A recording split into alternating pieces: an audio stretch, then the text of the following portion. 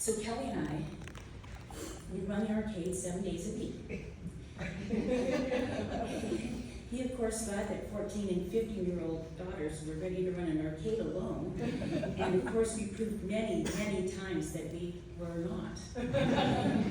We were fired 4 times that summer. Usually with the chorus of, "Manana, manana, it's always manana with you two." But even though he fired us 4 times, he hired us back that same day, and I really believe that summer was a life lesson that helped form the work ethic that all of his children do have. Last quintessential John Massey quality that I want to talk about is his charm. Our father was a charmer. The weight of his attention felt heavy and singular. I believe that this is in part why he navigated towards sales his whole life. People were just drawn to him. He made you want to earn his pride. It felt so special to be the subject of his love. I have a story myself about this charming man. When I turned 13, he recognized the importance of that milestone, and he made a date for just the 2 of us to go out for a real adult dinner. He came and picked me up, and we had the most amazing evening. With a family of 6 kids, I'd never eaten alone with just him before. It was so lovely. He even tried to order champagne for me. But as good of a salesman as he was, it wasn't a no-go for the liquor. But he asked me to dance.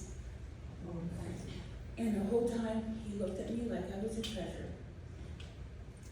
At the end, he gave me a ring to solidify all of it. It's this ring. A ring I have worn since that night and wish I will wear forever.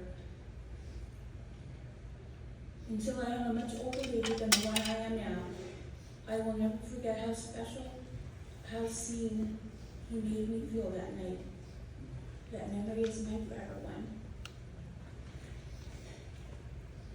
In the end, he wasn't perfect, but he was real and strong and vibrant.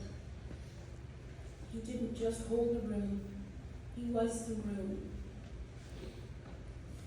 And we must remember him by living and loving big and laughing hard, just like when we were kids. Showing up just like he did. Thank you, Dad, for the laughter, the guidance, and the love behind all of it. Thank you, Dad.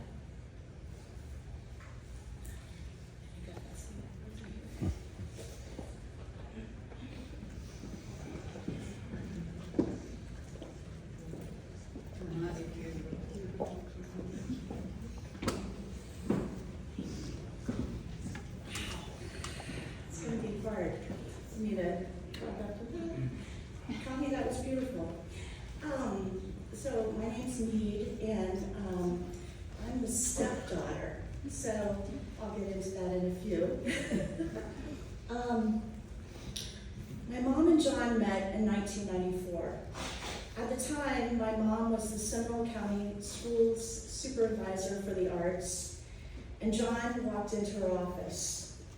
John was there to talk about the Ontario Conservatory of Music, and he was opening the Florida State Conservatory of Music. As Mom and John got to know each other, John told her that he had 6 children and 4 siblings. When Mom told me, all I could think of was the Brady Bunch. And then I thought, wait, there's one more, that's me, 7. I was like, wait, Mom got the numbers mixed up. I got to divide by 2. Anybody knows Mom? Numbers, anyway. She's hard. Fast forward 3 years, John proposed to my mom. My husband, Gordon, became the de facto wedding planner. Gordon asked our good friend, Jack, who's a minister, to marry my mom and John. Also, Gordon secured our church for the wedding. John and Mom were married 28 years ago, on November 23rd, 1997. John and Mom loved to have family come into town and stay with them. I believe this is when John honed his grilling and cooking skills. John was an absolute master on the grill. John was also a huge hockey fan. Shout out to Kelly. So one afternoon when John was grilling, Kelly surprised John and brought the Stanley Cup to their house. Wow. John cherished this memory because he adored hockey. One of my favorite memories was during the 2004 hurricane season when we went over to Mom and John's house since their neighborhood had buried electrical lines. For all of you outside of Florida, that's really important.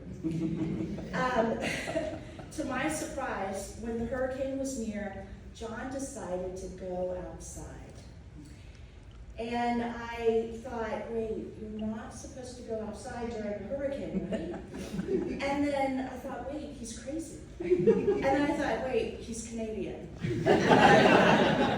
Wait, he's a crazy Canadian. We love Canada. John was gregarious, kind, and most importantly, devoted to God. John abided by the fruit of the Spirit. From Galatians, the Holy Spirit produces this kind of fruit in our lives: love, joy, peace, patience, kindness, goodness, faithfulness, gentleness, and self-control. John was an authentic witness to these fruits. I remember on numerous occasions, John would be getting us all to the dinner table so the food wouldn't get cold. When we got to the table, we would bow our heads, and John would take his time to say the prayer. He was expressing his gratitude to God and praying for family members and friends. When the prayer was over, our food was cold, but our hearts were full. We love you, John.